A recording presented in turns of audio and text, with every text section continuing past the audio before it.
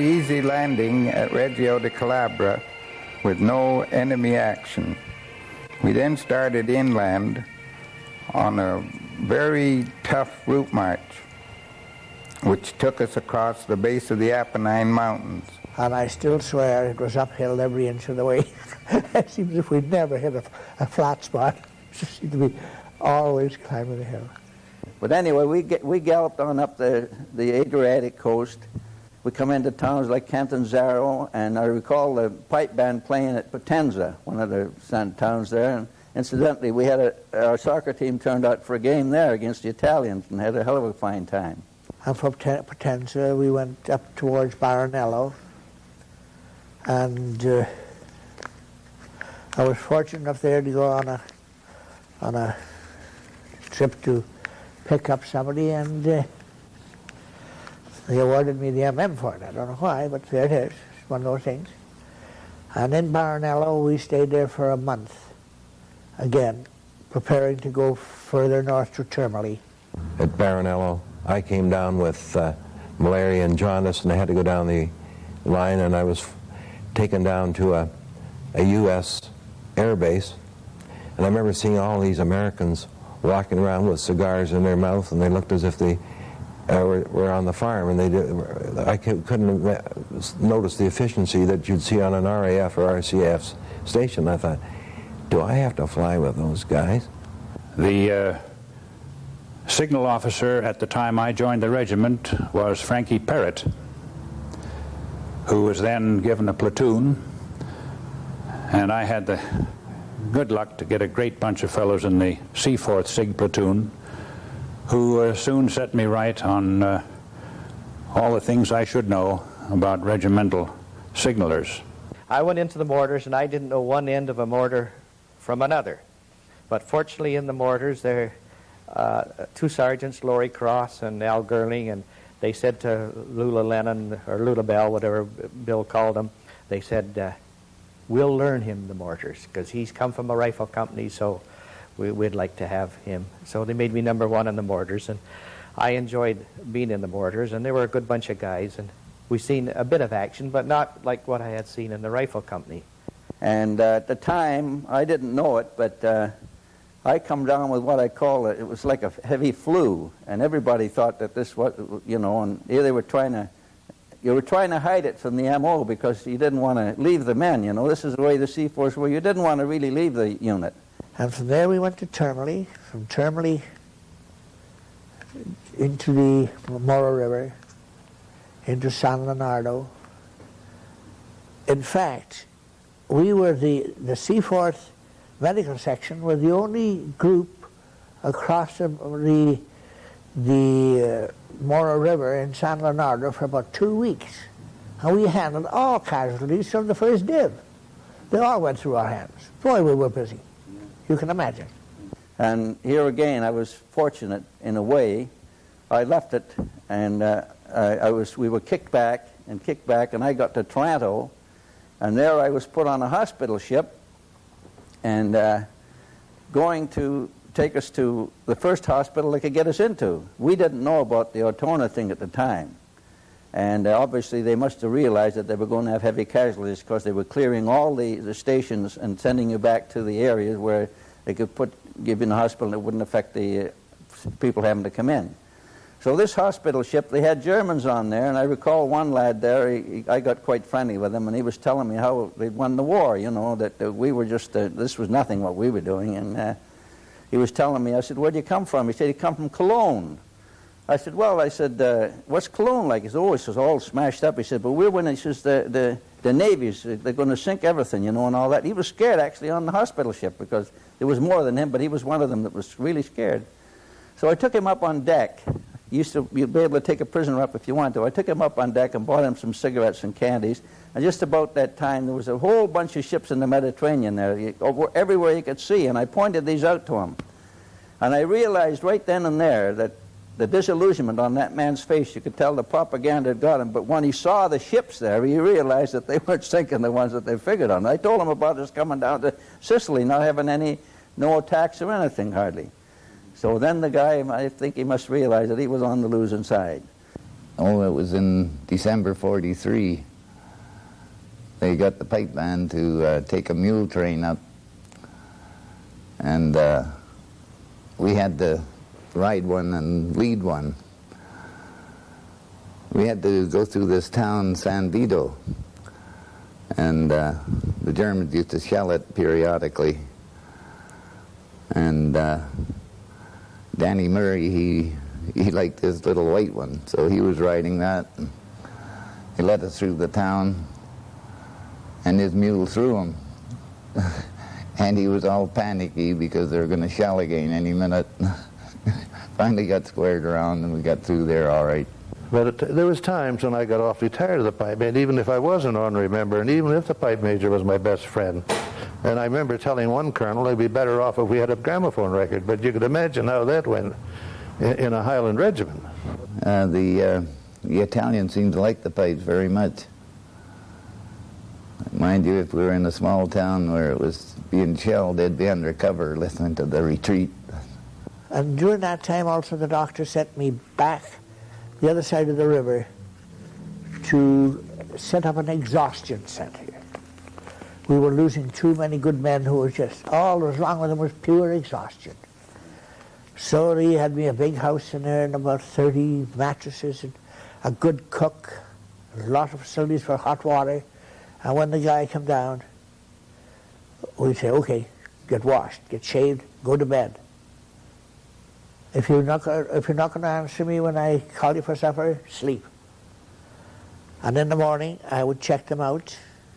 And of course, there was always, say, average about 3 or 4 or 5 legitimate cases sick with jaundice, with malaria and what have you. And down the road at the ADS, Dr. Corn was there, taking my sick people. But I'll tell you, when those fellows had 48 hours complete rest, good food, cleaning up, and went back, they would take a 24-hour shift and give their whole section. It was helpful in so many ways. You know? Oh, yes, and I think Dr. Anderson was our doctor at the time. He was really thinking right.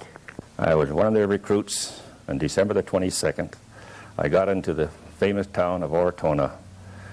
Being the biggest guy, he said, "Russ, you're the Bren gunner." Well, boy, I was green as grass, and it was a miserable day.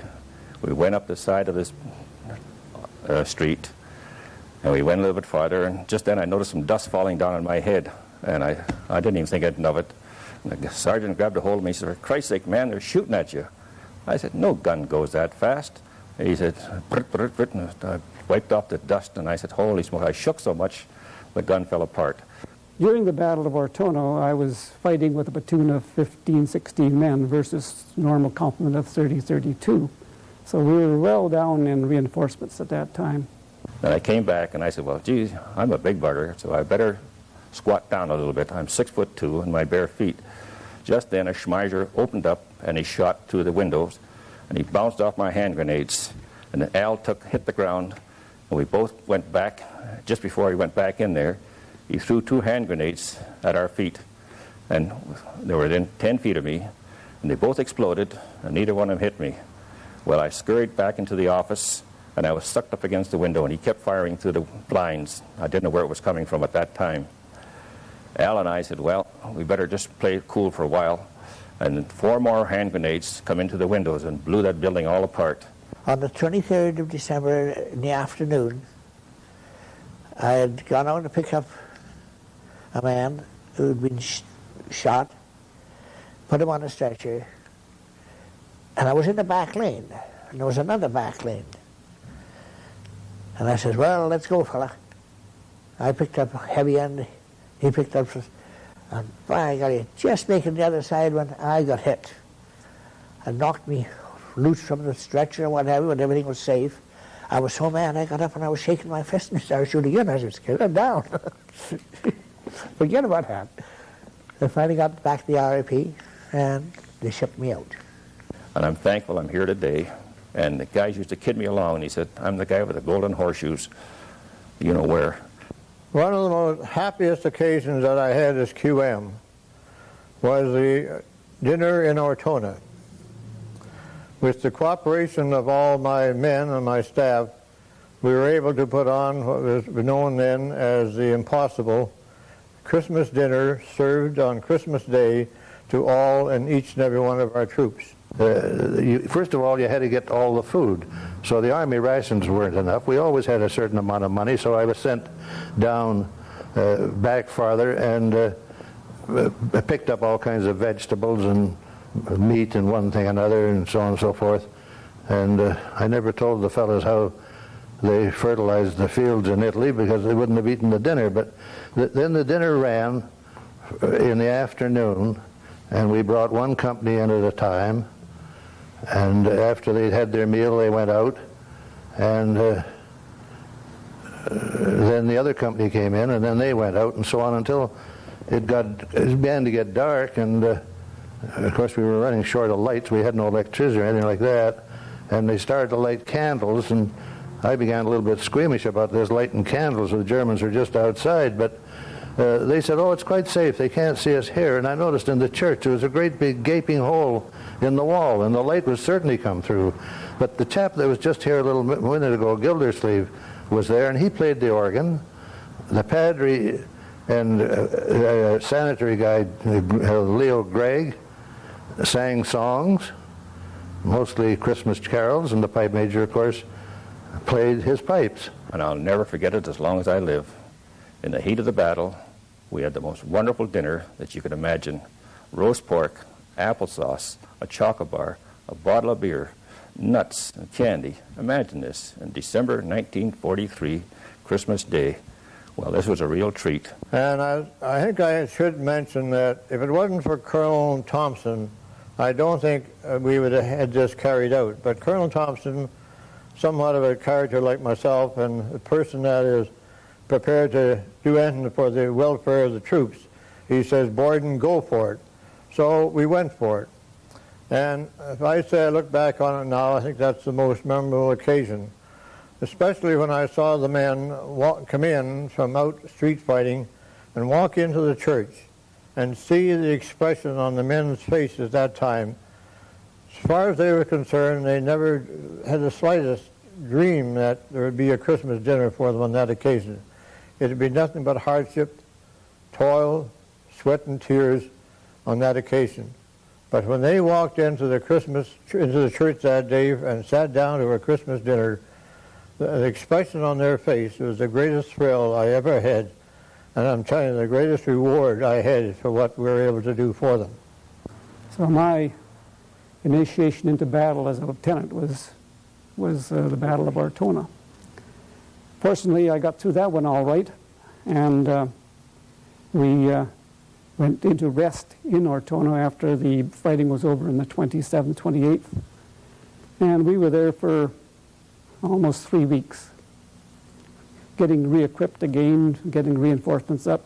I stayed there looking after the 2nd Brigade reinforcements, and I stayed with them for a long time. We moved all over Italy in different places, but I did have many side orders, and they used to call, when I had my little permanent established people, of sergeant major and a couple of sergeants and cook and this, I'd go up and do these things, and they used to call it Willoughby's Flying Circus. It seemed that I ended up somewhere all over the place. On the way up, I ran into my old friend Bob Peebles, and we were out on the, on the Adriatic there, they put up a big blanket at the holding unit before we got taken up to the unit, and they were showing us a picture on a white screen, and this picture was Bataan, and we had John Wayne and all the big American heroes there throwing grenades, and they were blowing up Japanese bombers, and you know, it was ridiculous to think that they would interpret war this way when they didn't know what they were talking about.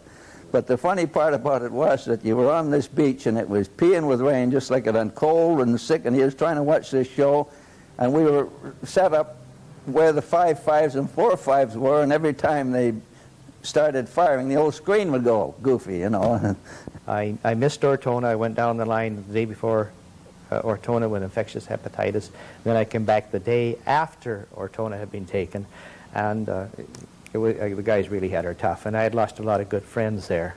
And eventually I got back to the unit, and it was quite a disillusionment because a lot of my friends had been butchered at Ortona, and it was unusual to see that. It was terrible. We were north of Ortona at this time, and I always remember that we had this, everybody there had the Ortona walk. You walked with your head to one side to hear the shells as they landed. However, things were going well in the battalion, and I think we're enjoying a very good reputation as a unit. I got this spoon in a factory in Italy after we chased out the Germans in Ortona. When you had 4 days of fighting and not brushing your teeth and eating with your hands, and you know your hands wherever they've been, you'll never forget it. Throughout the whole war, I carried a spoon and a toothbrush with me for the rest of my life.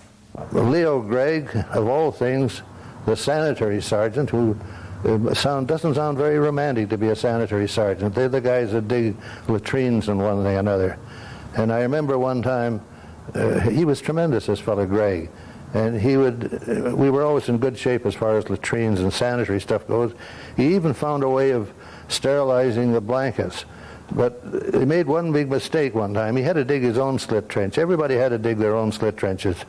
Even Hoffy did. But he dug a slit trench, and we had a raid of some kind, and he ran in and dived into his own slit trench, but somebody thought it was one of the latrines. He was always seen digging latrines, and they'd used his slit trench as a latrine, which made him very unhappy. A great man. Went back in the line around the 25th of January. It was just raining like stink. We moved right into the field, dug our holes in among the olive orchards, and I was there for 4 days.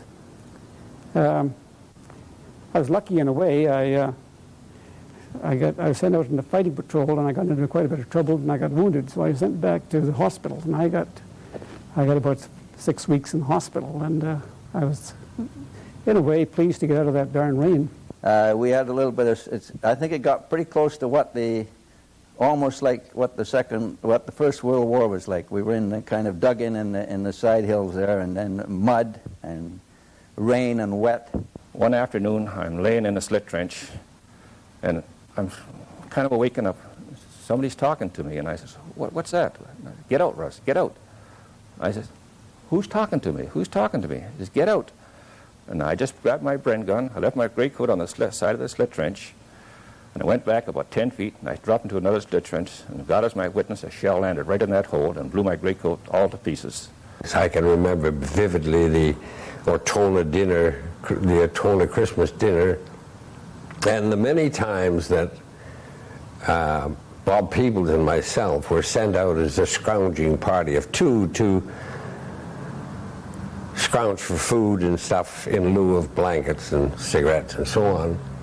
But all those that knew Bob Peebles, those trips were just like a mini Second World War, because he couldn't keep out of trouble no matter what he did. And I can recall that we had to do stand to every night, and I can recall where we were at, the mortars. We had a place, and you'd be sleeping at night, and the guy would come in to relieve you, 2 on and 2 off.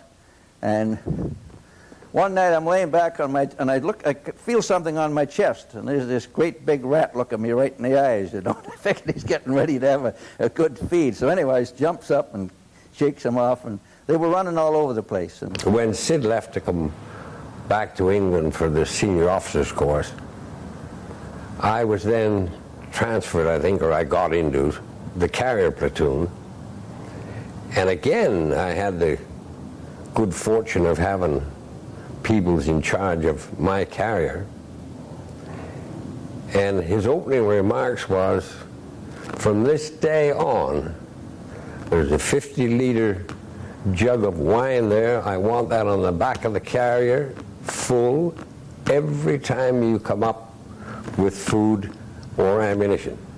Well, anyway, I can always remember the night before we went up to move into the area before we moved into the line, we had an officer, he's passed away right now, but he was a damn good officer, but we called him K.G. Creighton.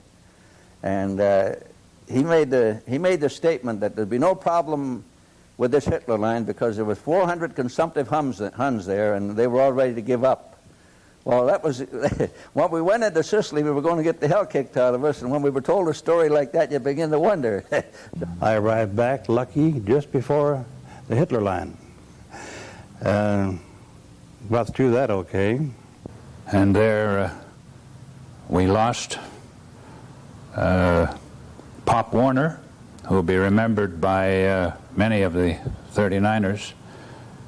His partner was Kid Wiley, who was the youngest member in the platoon, only 18 years of age, or even less, I think, at that time. This particular night, we heard this, well, I heard the Bren gun go off. And I all of a sudden put up some flares, and this voice said, "Hello, Seaforth." So the Germans could speak very good English, so I said, "Yes." He says, "Gee, we're fighting one another." So I waited a minute, and I said, "Stand up." So he stood up, and I said, "Stay where you are," and I went out and got him. And then I said, "How many men did you have with you?" And he was a Van Du. He said, "I had 11 men with me." And I said, "Ask them to stand up." We asked them to stand up, and only one man stood up. But all our firing, all we'd done with our firing was put bullet holes in every kitchen, every pot that they had in their mess, in the Van Du mess at that time. The fighting in the Hitler line was very bad, and I don't want to dwell on it, but it was the worst that I'd encountered. And I got to thinking then that we were the luckiest division possibly in all armies, because we had got to the point where we'd been trained, and then we got little bits of action, and a little tougher, and eventually we get the big ones, and the guys were able to handle it. But I felt so sorry for the reinforcements coming up that had to go cold turkey into that sort of stuff, because it was really bad. Tedious job, this static front business, because it was you get shelled every so often, and you couldn't move too much. There was a lot of mud, a lot of rain, but the spirit among the troops was good. After the Hitler line came further actions, and having been with these Seaforths, I decided that I wanted to be one of them. After that, we moved on up north, and we got into another nice little rigmarole. We were running around doing these little crazy schemes the Army do. We'd take our patches down, and they flipped us over to Florence. And I guess the Italians call it Firenze.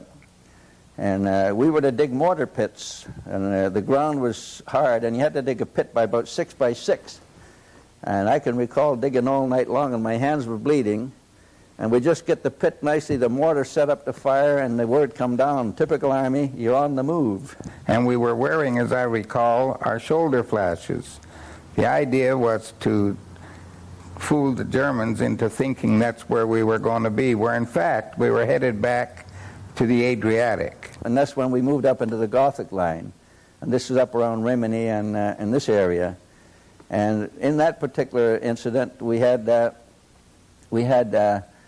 some rough fighting, but it wasn't as bad as the Hitler line. It was more prolonged, though. I could hear one thing about morning minis. They always started, when they started up, you could always tell. They were a multi-barreled mortar. And this as I left the house, I could hear them starting up.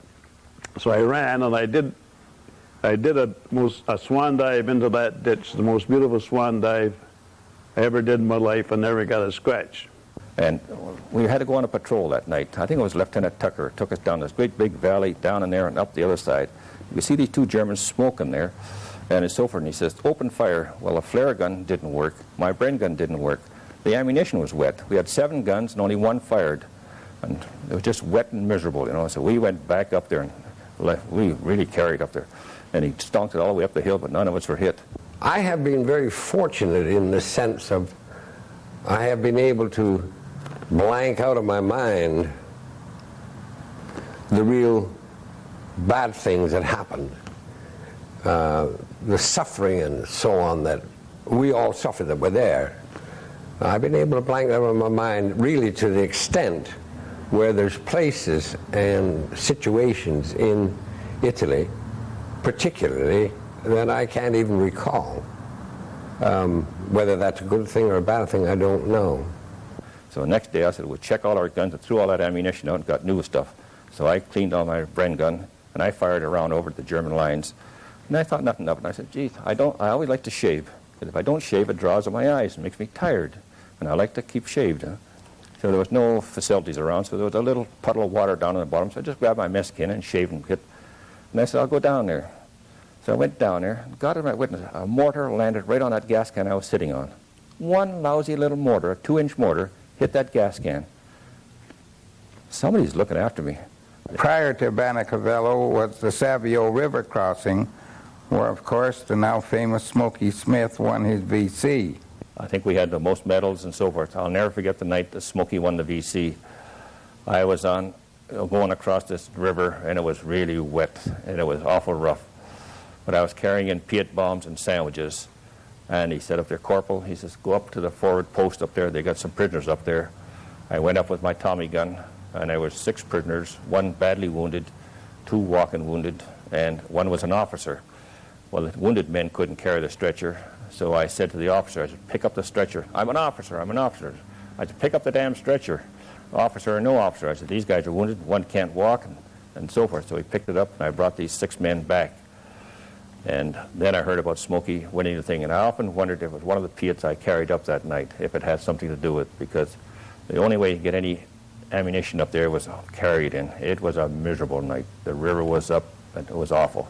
But we're all heading for what's called a depot, and I can always remember our colonel at that time was Budge Bell Irving, a great man for volunteering and everything, and he come and told us that we were going to be taking the unit, and they were going to put us on the at the junction of the Po River in some area, and we very likely would all be wiped out, but everybody would go down in a glorious fight.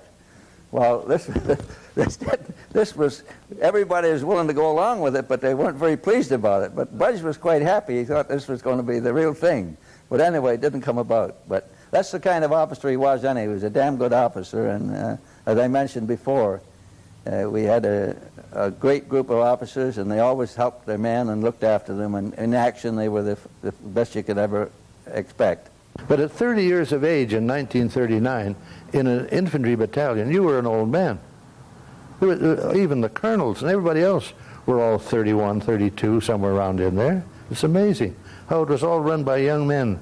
And we were out of the line and having a little bit of a break. And the colonel said to three of the officers, including myself, well, why don't you go down to Rome for a few days? So we did. And we were sitting in the hotel there one morning and trying to decide what we would do. Somebody made a comment, I believe it was one of the Italian waiters there, well, now the Pope is having an audience this afternoon. Why don't you go down and hear the Pope? So we had a few drinks under our belt, and we said, that's a hell of a good idea. We'll go down. So we were walking down the street, and we ran into about 4 nursing sisters from Canada. So we spoke to him for a while, and he said, where are you folks go? Where are you going to? Well, no place in particular. I said, come with us. We'll all go down to hear the Pope. So we all went down, and as we walked up to the entrance to the Vatican, we got the big salute from the Swiss guards, and they took us right into the very front of the Vatican. So we sat up there and we listened to the Pope, and he gave the first message was in French, the next was in English. And I would be wrong if I didn't say I was extremely impressed with his remarks on that occasion. Then we went to left Opida and went to Leghorn. For one thing that I always remember about this trip from decennial to Leghorn is how well organized it was. There was not a hitch in it. To me, it was the administrative thing, the best administrative organized thing of the war. We got into the Leghorn, and we were getting ready to, it's an American camp there, and we were getting ready to go to France. And Rolly Pratt, who was an orderly corporal at the time, and I was sitting in a tent with a bunch of guys, and we were drinking Marcella, having a little celebration, and Rolly came in, and he looked at me, and he says, "Gord, what's it worth to tell you you're going home?" Oh, I said, "Bullshit, Rolly." He says, "How much is it worth?" I says, $50. He says, "Give me $50, you're going home on the draft." And I said, "I don't believe you." He says, "Yeah, Budge just pulled your name out of the hat, and you're going home." So next morning, I got up and got all my new clothes to go home and new uniform and everything, and Don McLean, he packed my pack for me. He was crying because I was going home, you know. So while in Leghorn, some of us went and saw the Leaning Tower of Pisa. Pisa, not pizza, Pisa. And from there we went across to Marseille in American ships. We went up the Rhone Valley and then swung east into Brussels. Yeah, I took the draft up to Brussels on a train, and there was a major in command of the train, but unfortunately he imbibed a little too much.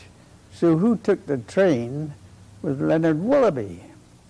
And I had a tough time because the French-Canadian fellows, they were cold, and they were boxcars, and they were cold. So they lit a fire, and they set the boxcar on fire, and so we had an awful time taking troops out, and no place to shunt the whole car off. It was a terrible trip.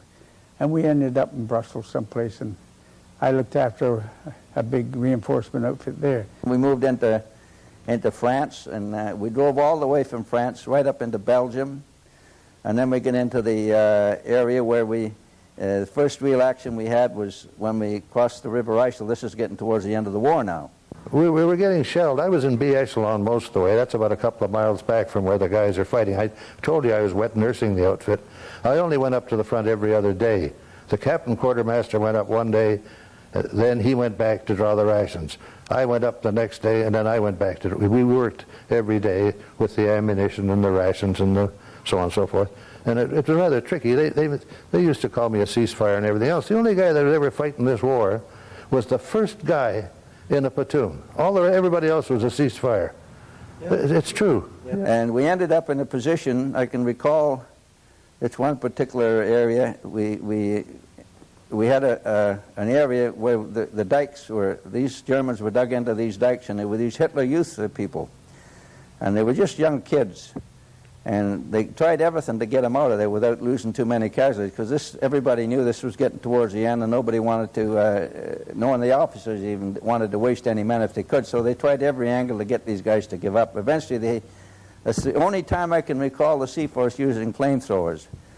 And Rusty Woodward was the driver, and he got the MM for bringing this up. And these poor buggers, they come out of there, and they were burning and everything, just young kids. And, you know, when you stop and see things like that, and when you stop and realize, you have to say to yourself, well, I did a good thing by stopping these people, because as far as I was concerned, I was not a hero or anything like that. I was not interested but I believe in taking a stand, and I think the stand I took was that I joined the army, and that we all ended up defeating this particular, it's not the German people, it was this disease they had with this man Hitler. Then I'll never forget the day we moved into Holland. The liberation, it was a sight to behold. There was 1 million people out, and everybody was flowers and stuff. It was just absolutely, we couldn't give enough. It was just, we had to watch them because it was so, they were mobbing us all over the place, you know. And it was a glorious sight. We lost our Jeep, and we had the big 3-ton lorry with a load of stuff on it, and a trailer full of the explosives were kept separate from that. And when we came up through Holland, Belgium and Holland, and into Amsterdam, the people crawled onto that thing, and we couldn't see anything but people and we got stopped on a bit of a grade, and the convoy stopped, and when they said, well, let's move it, I had that thing in bull low on four-wheel drive, and it wouldn't move. It just went, So the pros finally had to come along and remove some of the passengers from the vehicle so we could get going. I often said that if it hadn't been for the Dutch people and the welcome we got on that occasion, I'd have been personally very, very disillusioned about the whole war. I had never seen the faces of the people. I'll never forget the looks of on the faces of the people in Amsterdam. Never. In all my experiences, I've never seen such happiness, the joy of freedom. And people should never forget that. But when we got there and truly realized what the Dutch people have gone through, I'm telling you right now, I said many, many times, it was all worthwhile.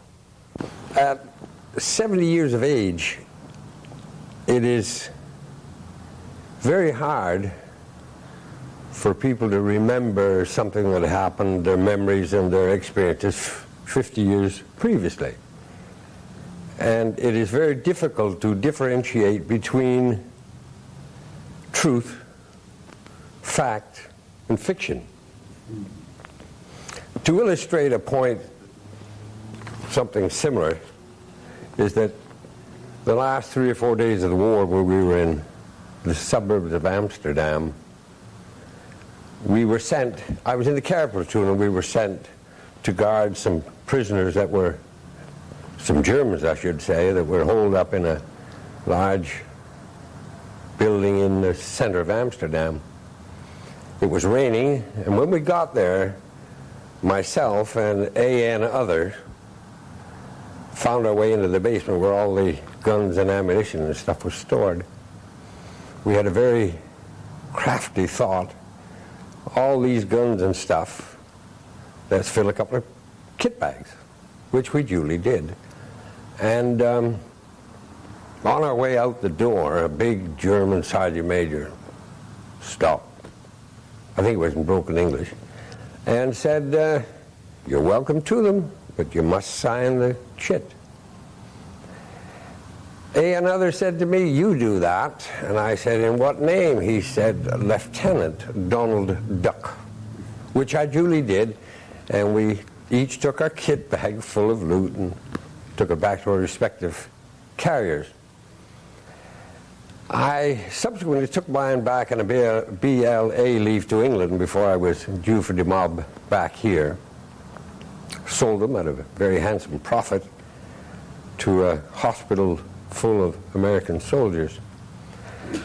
When I finally got back in 45, I may be getting ahead of myself, but when 45, I returned to England in 1947 and resided there for the next 39 years. Now, in this period of time, I always thought that A.N. other was Bobby Peebles, who I was a great friend of.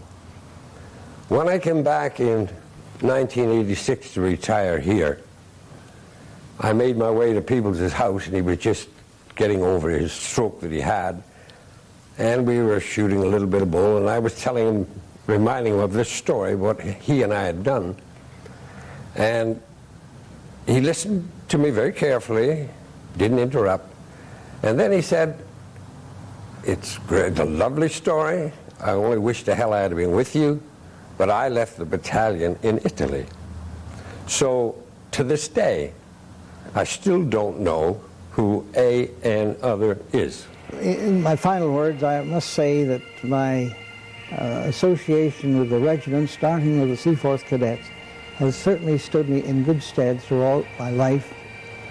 One of the most important things, it taught me self-discipline, and also let me know that you never stop learning, that you have to forever endeavor to acquire more knowledge with the people that you associate with. So I've got 50 years service in the regiment right now, and very proud of it. And I think the whole thing was worthwhile. I've enjoyed my years, which were 34 years with the regiment. and I acted as a weapon training officer with the regiment for quite a number of years. And finally, I had to retire in 1961 as I was over the age, and I had to kick out. But I've always kept in touch with the Seaforth because, well, they're in my next love, the Army. I'm one of those guys that's never quite got over Army. I am basically a patriotic Canadian. And I'm even a flag waver. It might sound corny to some, but that's my reason, patriotism. And today I'm very proud of the association because it has stayed with its principles and we're really progressing. And my experience with the Seaforth is once a Seaforth, always a Seaforth. It's a fantastic regiment, and the stability of its men is unbelievable. I can only say that my time with the Seaforths was the most exciting and rewarding time of my life. Well, it's been a pleasure, and it's been a great experience, and I've met and lost a lot of good friends, and I'm certainly glad I did that. In summation, I would like to say that I was very proud. I'm very proud to have served with the Seaforth. Some of the friendships I've made have stayed with me through the years. I've always considered myself very, very fortunate to be a member of the Seaforth Highlanders of Canada. I don't think I could have served with a better regiment where there's so much loyalty and devotion, not only on the part of the officers, but on the part of all men. Made a lot of good friends in the Seaforths. I was thinking of Ed Biddlecombe and Angus Blaker and Joe Duddle. And it's something that I'll never forget, that the fellowship, the camaraderie of the war, that is the one thing that I'll always remember. Anyway, those friendships will continue for a long time to come, I hope. I met the finest guys that I ever could have met, and today they're still my friends, and it's hard to say if you don't see them from one year to another, but there's a comradeship there that, I don't know, I can't explain it, but it's there, and it'll always be there till the day I die. But it seems to be that during the war we built up such a strong bond of loyalty and devotion that it's a thrill really to get together with these people and see them every few months or the vacations and that. But it really has meant a great deal to me, not only the experience overseas, but the wonderful associations I have made and so much wonderful loyalty. People like Davy Fairweather and that it means so much to us since I come back from overseas. It's been a great privilege to talk, and I hope I haven't spoken too long, but good luck to all of you, and I love every one of you. That's the sort of thing that's so invaluable. And it's those memories, it is those memories that keeps one's interest up and one's love of regiment and love of the association at sea, the ones whom you loved during the war, after the war, and to wherever we go from here. Well, the history of the regiment to cadets is of utmost importance because it is the feeling of what has happened in the past and what has to be perpetuated. It's the knowledge that people have gone on before you. People have done great events, taken part in great happenings, and have secured our way of life today. Without that history, there is nothing. If anything, I'd like to leave the message that we give as great a support as possible to the Seaforth Cadet Corps that are now in existence, because they provide the basis for people coming into the militia, and certainly into the regular force, and in all branches and services, and also in civilian life. I think it's a great foundation for a youth to have as being a cadet before they go into the civilian life. We've always had a reputation for being second to none, absolutely second to none. Even today, as small as the present-day unit is, it's absolutely top hole across Canada, and known so. And the members of the mess of the unit today are all new to me, but they make me welcome, and I'll always be a Seaforth. The entire life of the regiment, I think from 1910 to the present, is also an important concept. A lot of museums, for military museums, just stop at the end of the last war that they were involved in. And I think that can be a big mistake, because then the newer people who join the regiment don't feel that it's part of their story. They're not part of that. And I'm working towards the idea that when a recruit comes in today, he feels he is joining the Seaforth family, and he has every much of a right to call himself a Seaforth as someone who was in it in 1910 at the very beginning. All in all, it's been a very memorable occasion, the years I spent with the Seaforth. I recall that both my children are christened right here in the mess, and it's something that I've treasured and will never forget. As I say, it's just great to be part of this day that means a lot to certainly the wartime Seaforth, but it created a heritage that many people like myself have strove very hard to carry on for many years. In conclusion, again, I'd like to welcome everybody, and I hope I get enough time to get around and meet all of you individually, and I'm looking forward to serving with you for the next 4 years. Thanks very much. And I hope you will all have a wonderful time tonight and tomorrow, and renew friendships with people you haven't seen for 40 and 50 years.